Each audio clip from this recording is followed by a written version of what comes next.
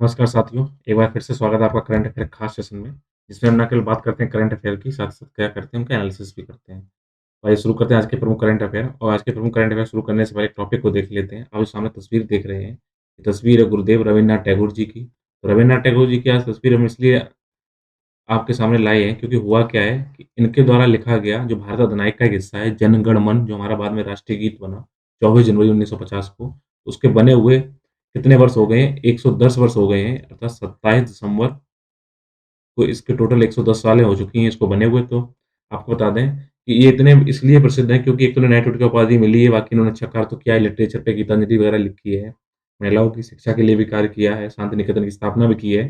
लेकिन अगर आज कोई म्यूज़िक कंपोज़र कोई अपना गाना बनाता है और गाना वो उस देश के कुछ किसी खास रीजन में भी अगर हिट हो जाता है, तो कहीं न कहीं वो खुद को अपना सौभाग्यशाली या काफ़ी बड़ा कंपोज़र समझने लगता है। लेकिन रवीन्द्रनाथ टैगोर जी को इसलिए याद किया जाता है क्योंकि इनके द्वारा रचित जनगण मन अधिनायक जो राष्ट्रीय गीत है, वो राष्ट्रगान जो राष्ट्रगान वो किसका बना? भारत का राष्ट्रगान बना जब भारत आज़ाद हुआ, उन्होंने इनके द्वारा रचित गीत को क्या बनाया गया है? राष्ट्रगान बनाया गया है। वहीं पर इनके द्वारा दूसरा लिखा गया है, आमार सोनार बांग्ला, इन्होंने बांग्ला भाषा में लिखा था। उस टाइम में बांग्ला हमारा कोलकाता, बांग्लादेश पूरा मिला हुआ एक था। तो जब 1971 में क्या होता है, जब पूरी पाकिस्तान से अलगाव हुआ और पूरी पाकिस्तान अलगाव होने के बाद में जब बांग्लादेश बना, तो उन्होंने भी इनके द्वारा लिखे गीत अमार सोनार बांग्ला को अपना राष्ट्रगीत चुना है, तो आप समझ सकते हैं ये कितने डायनामिक पर्सनैलिटी हैं। तो आज इनके बारे में इसलिए चर्चा हम आ गए क्योंकि इनके द्वारा रचित जो है राष्ट्रीय गान वो उसके 110 वर्ष हो गए हैं देश के अंदर, तो आप इस बात को ध्यान रखिएगा। अब देखते हैं आज के प्रमुख करंट अफेयर क्या हैं, तो देखते हैं आज के करंट अफेयर क्या है इम्पोर्टेंट। तो अभी क्या किया गया है, हाल ही में क्या किया गया है, आपको पता होना चाहिए सबसे पहली बात क्या है कि जो सुशासन दिवस आपसे क्वेश्चन किया जाता है कि देश में सुशासन दिवस कब मनाया जाता है? तो सुशासन दिवस मनाए जाने की घोषणा कब की गई है? 25 दिसंबर को। इस दिन भारत के पूर्व प्रधानमंत्री अटल बिहारी वाजपेयी जी का जन्मदिन भी होता है। तो आप याद रखिएगा, देश में सुशासन दिवस 25 दिसंबर को मनाया जाता है और इसी के उपलक्ष्य में सुशासन सूचकांक अर्थात गुड गवर्नेंस इंडेक्स 2021 को क्या कर दिया गया है? जारी कर दिया गया है। इसके बारे में देखेंगे। इसके अलावा बात करेंगे टोकनाइजेशन की शॉर्ट प्रोसेस में कि कैसे टोकनाइजेशन सिस्टम कार्य करता है, जो आरबीआई द्वारा इसको जारी किया गया है। अभी हाल ही में क्या किया है, नासा के डबल क्षुद्र ग्रह पुनर्निर्देशित परीक्षण जिसको डार्ट बोला गया है, तो डार्ट में क्या किया है, जब अंतरिक्ष यान जैसे ही लॉन्च किया गया और लॉन्च में जैसे ही वहाँ अंतरिक्ष में पहुँचा, उसने 2 सप्ताह बाद अपने कार्य को आँख खोलने मतलब क्या है, उसने अपने कार्यों को, अपनी इमेजेस को लेना स्टार्ट कर दिया है और अंतरिक्ष से उसने अपनी पहली तस्वीरें क्या आई, यहाँ पर अंतरिक्ष यान के द्वारा यहाँ पे लौटा दी गई हैं। आपको बता दें, जब ये तस्वीरें आई हैं, तो कहीं न कहीं टीम के लिए जिन्होंने लॉन्च किया है, उसके लिए काफ़ी मील का पत्थर साबित होगा। और आपको बता दें जो डार्ट भेजा गया है, जो अपना टारगेट एरिया भेजा गया है, वो 26 सितंबर 2022 को क्या करेगा, अपने टारगेट पे पहुँच जाएगा। तो देखेंगे क्या इसका टारगेट है, इसके बारे में जानेंगे। आपको बता दें अपने देश अर्थात दक्षिण अफ्रीका में नैतिकता का कंपास मतलब दिशा निर्देशक जानने वाले कौन है? रंग और साथ ही साथ ये उस दक्षिण अफ्रीका में रंग विरोधी आइकन रहे आर्क बिशप डेसमंड टीटू जी, इनका क्या हुआ हाल में निधन हो गया है, तो इनके बारे में देखेंगे कि arc bishop Desmond Titu Africa के लिए क्या स्थान रखते हैं। इसके अलावा बात करेंगे गोलन हाइट्स की और बात होगी जनगण मन अधिनायक के जो हमारा राष्ट्रीय गान है उसके 110 वर्ष हो गए हैं इसके बारे में। तो आइए देखते हैं जितने हम बात टॉपिक हैं इनके डिटेल में एनालिसिस करेंगे। इससे पहले यदि आप चैनल पे नए हैं तो उसको लाइक करिए, सब्सक्राइब करिए, शेयर कीजिए और सबसे इम्पोर्टेंट क्या है वहाँ पे जो घंटी बजी हुई है उसको ज़रूर अपना प्यार दे दीजिएगा और बेल आइकन प्रेस कर लीजिएगा जिससे क्या होगा मेरे द्वारा अपलोड किए गए वीडियो के नोटिफ़िकेशन आपका सबसे पहले पहुँच पाएँगे और सबसे पहले मेरे वीडियो को देख पाएँगे। क्योंकि ये केवल ना केवल यूपीएससी के सिलेबस को डिटेल में कवर करने की कोशिश की जाती है, बल्कि जितने भी स्टेट के पीसीएस एग्ज़ाम हैं और जितने वनडे एग्ज़ाम हैं उन सब में जो भी करंट अफेयर पूछा जाएगा, तो आजकल करंट अफेयर आपको पता होना चाहिए डायरेक्ट ना आके इनडायरेक्ट वे में होते हैं, उनसे लिंक टॉपिक होते हैं। तो इसी को मद्देनज़र इसको डिटेल में एनालिसिस किया जाता है, जो कहीं न कहीं आपकी परीक्षा की दृष्टि से उपयोगी हो और आपकी समझ को और आपके देश दुनिया में क्या घट रहा है उसके बारे में आपकी क्षमताओं को अच्छे से विकसित कर पाएँ। तो आइए देखते हैं सुशासन सूचकांक 2021 के बारे में, अर्थात गुड गवर्नेंस 2021 का सूचकांक जो जारी कर दिया गया इसके बारे में। ये आपका यूपीएससी के जीएस पेपर फर्स्ट टॉपिक से लिंक मुद्दा है। बेसिकली ये विकास और संबंधित मुद्दे अगर देश में विकास हो रहा है, उसके जो मुद्दे चल रहे हैं उसमें क्या होने वाला है, क्या हो रहा है, उसके बारे से उससे लिंक टॉपिक है। तो अभी हमारे देश के गृह मंत्री ने इसको लॉन्च किया है, तो देखते हैं इसके बारे में, गुड गवर्नेंस इंडेक्स के बारे में। तो सबसे पहले ये बात की जाए कि किसके द्वारा इसको लॉन्च किया जाता है, किसके द्वारा जारी किया जाता है। तो गुड गवर्नेंस इंडेक्स प्रशासन सुधार और लोक शिकायत विभाग के द्वारा जारी किया जाता है। इस बात को ध्यान रखिए जब भी क्वेश्चन आता है कि सुशासन दिवस किसके द्वारा जारी किया जाता है, तो प्रशासन किसके द्वारा जारी किया जाता है? प्रशासन सुधार और लोक शिकायत विभाग के द्वारा इसको क्या किया जाता है, लॉन्च किया जाता है।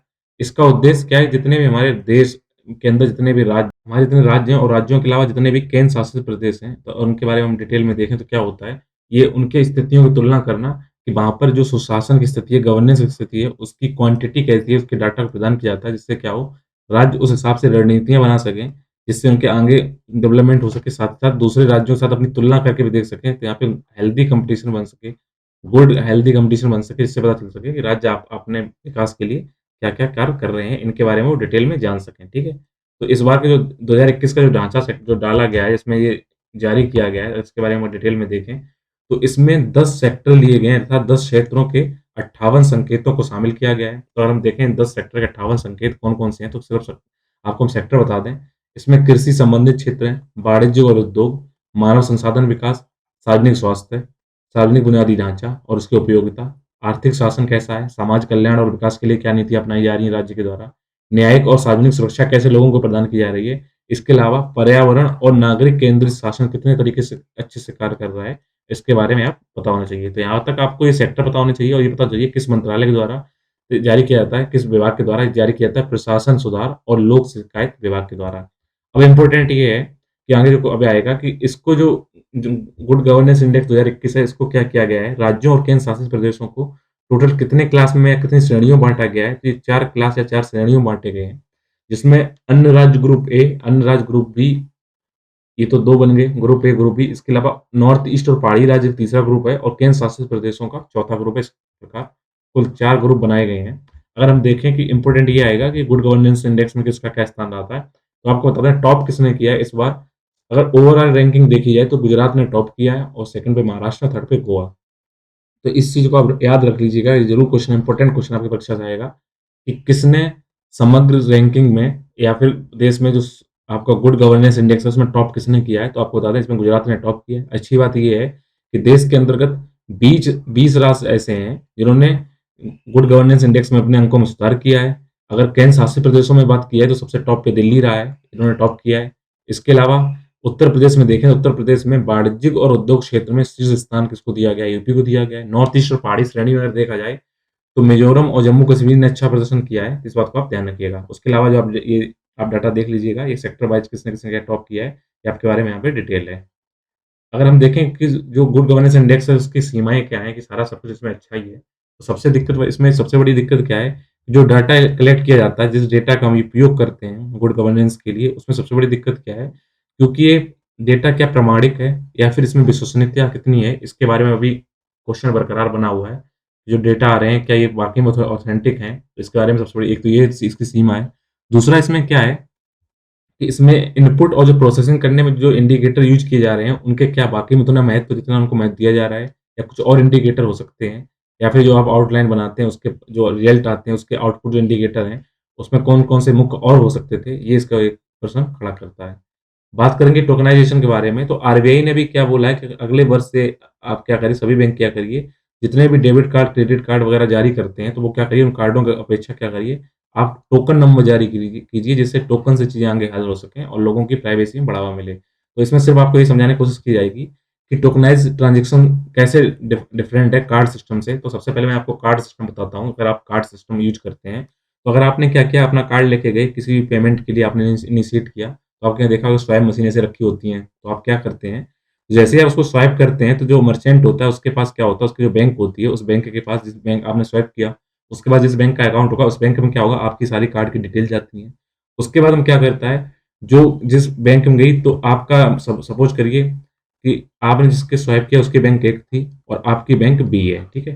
तो आपने यहाँ पे ट्रांज़ैक्शन पे जाके क्या किया, अपना कार्ड स्वाइप किया, तो कार्ड की सारी डिटेल किसके पास गई, बैंक ए के पास गई और बैंक ए चाहता है कि कितना अमाउंट आप इससे काट लें। उस अमाउंट को काटने के लिए बैंक ए क्या करेगा, बैंक बी के पास क्या भेजेगा, रिक्वेस्ट भेजेगा कि आप उसपे क्या करिए, रुपए को इतना कटवाइए। फिर क्या करेगा, जो आपने जिस कार्ड बैंक आपका जिस बैंक में कार्ड है, वो बैंक क्या करती है, आपका जो रिक्वेस्ट है उसको एक्सेप्ट कर सकती है, रिजेक्ट कर सकती है और जब एक्सेप्ट हो जाएगा तो ट्रांज़ैक्शन क्या करेगा, उसको रिसेंड कर दिया जाएगा, जिससे क्या होगा, ट्रांज़ैक्शन कंप्लीट हो जाएगा। ये तो आप बेसिकली देखते हैं कार्ड में।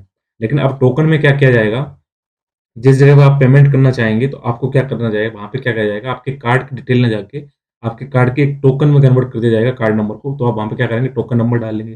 तो जिससे क्या होगा, उस टोकन की इन्फॉर्मेशन जाएगी जिस बैंक का बैंक ए में और बैंक ए क्या करेगी, उस टोकन नंबर को बी में भेज देगी और बी वाला क्या करेगा, उसी तरीके से डिटेल को एक्सेप्ट रिसेप्ट करके क्या करेगा, नाइजेशन को कंप्लीट कराएगा। तो यहाँ पर आप सोचेंगे इसमें क्या अंतर आ गया? इसमें अंतर ये आ गया, जो आपकी कार्ड की डिटेल है, तो जहाँ पे कार्ड की डिटेल आपकी बैंक ए के पास भी चली जाती है, कार्ड की डिटेल आपकी बैंक बी के पास भी चली जाती है, आपका तो वो बैंक है ही। तो जो कार्ड की डिटेल है, जो आपकी गोपनीयता है, वो जो भंग हो रही है बैंक ए में जाकर, वो कहीं न कहीं टोकनाइज़ेशन से खत्म हो जाएगी। सिर्फ़ आपको उसका टोकन नंबर जाएगा, उसके कार्ड में क्या है, वो सारी चीज़ें छूट जाएँगी। तो इससे कहीं न कहीं आपकी प्राइवेसी को बढ़ावा मिलेगा। आइए बात करते हैं जीएस पेपर 3 लिंक्स टॉपिक के बारे में और बात करेंगे नासा का डार्ट मिशन। ये आपका अंतरिक्ष में जितने अवेयरनेस के लिए जो प्रोग्राम चलाए जा रहे हैं, उससे लिंक टॉपिक है। तो आप देखिए डार्ट मिशन क्या है कुल मिलाकर, ऐसे ही जाएगा, एस्टेरॉइड को टारगेट करेगा। तो क्या करेगा इसमें बेसिकली क्या है कि ऐसा नासा द्वारा ये इसमें आप बता दें ओवरऑल इसमें क्या करने की कोशिश की जा रही है। तो नासा के द्वारा ये कोशिश की जा रही है कि ऐसा ना हो कि भविष्य में कोई भी एस्टेरॉइड या क्षुद्र ग्रह आए, वहीं पृथ्वी से टकराए और पृथ्वी को क्या कर दे, नष्ट कर दे। इससे पहले वो क्या करना चाहता है इस मिशन के द्वारा, डार्ट मिशन द्वारा, खुद ही एक सैटेलाइट लेके जाएगा, एक एस्टेरॉइड पे टकरा देगा और टकराने के बाद में वो देखना चाहेगा कि क्या परिणाम आएँगे और उसको कैसे बचाया जा सकता है। तो आप समझ गए? तो अब देखते हैं डार्ट मिशन के बारे में। तो डार्ट मिशन का अगर उद्देश्य की बात की जाए तो मुख्य रूप से ऐसी टेक्नोलॉजी का परीक्षण करना चाहता है जिसमें क्या हो, तो खुद ही अंतरिक्ष यान जाए, एक क्षुद्र ग्रह पे जाके क्या करे, टकरा जाए और उस टकराने के बाद में क्या सिलेबस में चेंज आएगा, मतलब क्या उसमें क्या-क्या चेंजेज़ आएँगे, उनका वो अनुमान लगा सके, इसको ये किया गया है। तो ये कम लागत का अंतरिक्ष यान है। इसको जब हमने लॉन्च किया था, उस टाइम इसका वेट कितना था? 610 केजी था, लेकिन जब वो वहाँ पे पहुँचेगा, तो इसका वेट कितना रह जाएगा? 550 केजी। बाकी कुछ बाहर क्या हो जाएगा, रास्ते में खर्च हो जाएगा ईंधन के रूप में। इसमें लगभग 10 किलोग्राम क्या लगाया गया है, सीनन भी यूज़ की गई है, आपको बता दें, जिसका उपयोग एजेंसी के नए थ्रस्टर्स को प्रदर्शित करने के लिए किया जाएगा। नासा इवोल्यूशनरी कसीनन थ्रस्ट कॉमर्शियल, जिसको नेक्स्ट सी कहा जाता है, इसका इसमें यूज़ किया गया है। इस अंतरिक्ष यान में क्या किया गया है, हाई रिज़ॉल्यूशन इमेजर यानी कैमरे लगाए गए हैं, जिसकी वजह से डिडीमोस, टोही और ऑप्टिकल नेविगेशन, जिसको डार्को कहा गया है, उसमें क्षुद्र ग्रह कैमरे भी कहा गया है, उनका यूज़ करेगा इमेज डालने के लिए। डार्को क्या करेगा, रियल टाइम में वहाँ पे जितनी भी इमेज कैप्चर करेगा, उस इमेज को क्या करेगा, डिफ़ॉर्मोस के प्रभाव को तुरंत ही कहाँ भेज देगा, आपके जहाँ पे आपने वो लगा रखे हैं रिसर्च सेंटर पे, वहाँ पे जहाँ पे उसको सैटेलाइट कनेक्ट होगी, वहाँ पे स्पेस का क्या करेगा, आपके लैंड पे भेज देगा। इससे क्या होगा, आपको रियल टाइम में इमेज मिल सकेगी, कोई डिले नहीं होगा। इसके अलावा डार्ट LICILQ, जिसको क्षुद्र ग्रहों के लिए इमेजिंग के लिए लाइट इटालियन क्यूबसैट के नाम से जाना जाता है। इसमें एक क्यूबसैट भी ले साथ में लेकर गया है। इसका काम क्या होगा, ये क्या करेगा, जो क्रेटर वगैरह जो वहाँ पे होते हैं, गड्ढे वगैरह होते हैं, उनकी छवियों को सही से आपको दिखा सकेगा, उनके बारे में जानकारी देगा। बाकी वहाँ पे धूल के बादल कैसे बनते हैं, उनकी इमेज कैसे होती है, उसके बारे में आपको ये जानकारी देगा। तो इससे देखते हैं इसमें कौन-सा क्षुद्र ग्रह है, जो एस्टेरॉइड है, उसको ये विक्षेपित करेगा, जिसको तोड़ने की या उसको टकराने की बात की जा रही है। तो ये अंतरिक्ष यान क्या करेगा, एक छोटा-सा मूनलेट कॉल्ड, जिसका नाम क्या है, डाइमॉर्फोस है। डाइमॉर्फोस मतलब इसको 2 रूप मतलब होता है। डाइमॉर्फोस मतलब होता है ग्रीक भाषा में 2 रूप। तो इसने इस मूनलेट को क्या किया है, इसको टारगेट किया है। तो अगर इस मूनलेट की बात की जाए, तो ये लगभग 110 मीटर रेडियस का, सॉरी ये व्यास, इसका डायमीटर का है, ये इस एस्टेरॉइड, इसका व्यास कितना है, 110 मीटर का है और इस अंतरिक्ष यान के पृथ्वी से कितना दूर, ये लगभग 11 मिलियन किलोमीटर दूर इस टकराने का इसका अनुमान है। अगर इसमें देखें डिफॉर्मोस, डिडीमोस क्या है, ये 2 जुड़वा, डिम डिमोर्फोस और डिडीमोस को जुड़वा बोला जाता है ग्रीक भाषा में। एक बड़े क्षुद्र ग्रह की परिक्रमा करने वाला है, जिसका व्यास कितना है, 780 मीटर है। तो अगर नासा से स्पेसक्राफ्ट का, जो नासा का spacecraft will crash into asteroid moon है, तो क्या करेगा, ये डार्ट जाएगा, सीधा टकरा जाएगा इस पे। डिमॉर्फोस इसके द्वारा सीधा इसमें यहाँ पे टकरा के इसको तोड़ने की कोशिश करेगा। ये डिडोमोस के चारों तरफ चक्कर लगा रहा है, ये इसकी क्या है, ये इसकी बेल्ट है, तो इसमें जाके इसको टारगेट करने की बात कही गई है इसके द्वारा, ठीक है। इस योजना की बात की जाए, तो योजना जो चाँद है, मतलब कि किसी के सामने चक्कर लगाता हुआ ये जो सैटेलाइट है, इस पर नेविगेट करेगा और जानबूझकर लगभग कितने 6.6 किलोमीटर पर सेकंड के हिसाब से, या यूँ बात करें कि 24,000 किलोमीटर प्रति घंटे की स्पीड से जाएगा और इस पे टकरा जाएगा। इसके टकराने की जो डेट है, वो 26 सितंबर से लेकर 1 अक्टूबर 2022 के बीच में इसकी उम्मीद है और देखते हैं उसके रिजल्ट क्या आते हैं। कहीं न कहीं कुछ नया होने वाला है नासा के द्वारा, इसको बताते हैं। इसमें डार्ट स्केल की अगर हम बात करें कि डार्ट स्केल में कैसे मापा जाता है, तो आप सोच सकते हैं एक बस की ऊँचाई 14 मीटर के आसपास की लंबाई होती है। डार्ट स्पेसक्राफ्ट जो भेजे जाते हैं, वो कितने होते हैं? वो बेसिकली आपके 19 मीटर के आसपास होते हैं। अगर कोई इंडिया गेट आर्क बनाए जाते हैं, इनकी लगभग ऊँचाई कितनी है? 49 किलोमीटर है। स्टैच्यू अगर लिबर्टी की बात की जाए, तो स्टैच्यू ऑफ लिबर्टी 93 मीटर की है। तो डायमॉर्फोसिस जो बात की जा रही है, वो 163 मीटर का है। गीज़ा के जो ग्रेट पिरामिड है, उनकी ऊँचाई कितनी है? 139 मीटर है। एफेल टावर है, वो 321 मीटर का है। वहीं पे जो वन वर्ल्ड ट्रेड सेंटर जो जहाँ पर ओसामा बिन लादेन ने हमला किया था, उसकी लंबाई की बात की जाए 540 मीटर है। तो डायडीमोस जो उसकी ऊँचाई वो कितनी है 780 मीटर की, इस पे टकराएगा जाके, इस बात का ध्यान रखिएगा। और बुर्ज खलीफा की बात की जाए तो बुर्ज खलीफा 830 मीटर ऊँचाई को लिए हुए है। बात करेंगे आर्क बिशप डेसमंड टीटू के बारे में, आपको बता दें, इनको इतनी बड़ी उपाधि दी गई है कि इन्होंने दक्षिण अफ्रीका में इनको नैतिकता का दिशा सूचक माना जाता था कि क्या करेंगे, नैतिकता को दिशा देने वाले हैं आर्क बिशप डेसमंड टेटू। तो इनको रंग भेद विरोधी आइकन के रूप में जाना जाता था और हाल ही में क्या हो गया है, इनका निधन हो गया है। तो आप इनकी तस्वीर देख सकते हैं, हमेशा प्रसन्न रहने वाले डीडू जी, इनके बारे में बात करें तो इनको अपने सहज हास्य और विशिष्ट मुस्कान के लिए याद किया जाता है। और इन सभी से बढ़कर जो इन्होंने देश के अंदर रंग भेद के ऊपर जो अन्याय हो रहे थे, उनके ऊपर जो इन्होंने अथक लड़ाई लड़ी है। एक तो इन्होंने लड़ी, दूसरा नेल्सन मंडेला जी ने लड़ी है, वो 30 वर्षों तक जेल में रहे थे। तो इनको इसलिए जाना जाता है। अगर आर्क बिशप की, बिशप का मतलब क्या होता है, जैसे हमारे हिंदुओं में पुजारी होते हैं, मुस्लिम वो मौलवी होते हैं, ऐसे ही ईसाइयों में क्या होता है, बिशप होते हैं। तो आर्क बिशप ने दक्षिण अफ्रीका में जो श्वेत अल्पसंख्यक हैं, उनके शासन का मुकाबला करने के लिए 1984 में नोबेल पुरस्कार जीता था। आपको बता दें, साउथ अफ्रीका में बेसिकली होता क्या था, साउथ अफ्रीका में जो माइनॉरिटी थी तो वो व्हाइट लोगों की थी, जबकि जो ब्लैक लोग हैं वो मेजॉरिटी में हैं, लेकिन व्हाइट क्या करते हैं, ब्लैक के ऊपर अपना कब्जा जमाए हुए थे। तो उनको आपस में समानता लाने के लिए, लोकतंत्र स्थापित करने के लिए क्या गया, इन्होंने कार्य किया। इसलिए उनको 1984 में नोबेल दिया गया। उन्होंने दक्षिण अफ्रीका को एक रेनबो नेशन का नाम दिया, मतलब क्या है, इसमें रंग-बिरंगे सतरंगी देश है, यहाँ सभी लोग मिल-जुल के रह सकते हैं। और जब नेल्सन मंडेला 1994 देश के पहले श्वेत राष्ट्रपति बने, तो उन्होंने बोला कि आज ये रेनबो की कल्पना पूरी होती है।